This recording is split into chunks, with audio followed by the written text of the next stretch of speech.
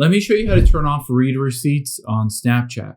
Now, if you're on Snapchat and you want to read a message from somebody, but you don't want them to see that you have read that message or be marked as seen, I'm going to show you how to do it on an iPhone, but it's the exact same steps on an Android phone as well. Now, the first thing we're going to do is navigate to your messages, and let's find a message that is unread. So you might need to go to the unread section here, and you can see my AI. I'll just use this as an example. Now, if I tap into it, it immediately marks it as read.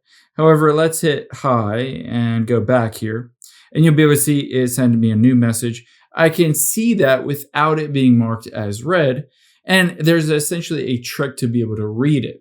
That trick is to take your finger and you're going to slide to the right on that profile. So you can see I'm going to start on the profile of that person. So start on the profile, and I'm going to slide to the right.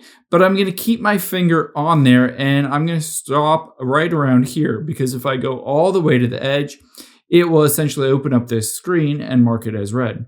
So I can slide it all the way over and see it says, hey, what's up? And now with my finger still on the screen, I'm going to slide all the way over and then lift it up.